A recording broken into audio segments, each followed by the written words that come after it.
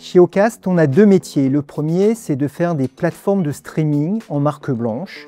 Nos clients sont alors des chaînes de télévision, des distributeurs, des producteurs.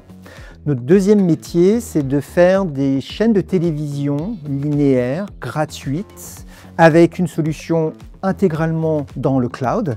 On a un peu plus de 500 plateformes de streaming qui tournent sur l'infrastructure basée sur AWS chez nous et on distribue un peu plus de 180 chaînes FAST.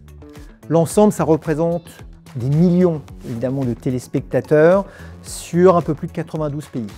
L'enjeu technique, il est avant tout sur deux axes. Le premier, c'est le volume.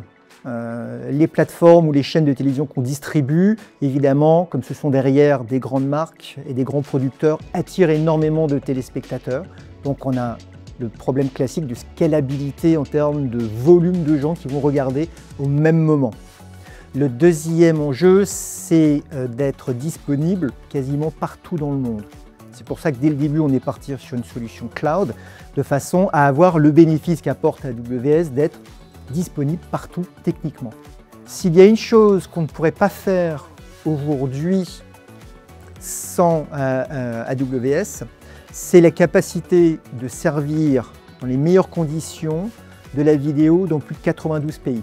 Avec la GenAI, aujourd'hui, nos premiers projets sont la compréhension fine de ce qui se passe à l'intérieur d'un contenu vidéo pour pouvoir soit faire des versions courtes d'un contenu, soit pour pouvoir l'articuler ou le recommander de façon plus pointue que ce que l'on pourrait faire jusqu'à maintenant.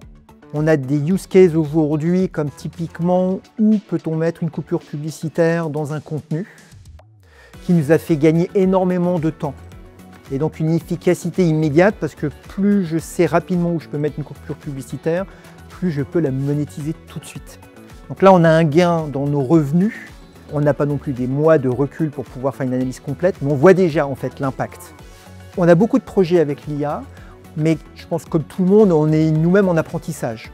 Donc sur 2025-2026, on va sortir différents produits, mais aussi tout simplement des tests, des prototypes, pour comprendre à quel point telle ou telle chose sera efficace.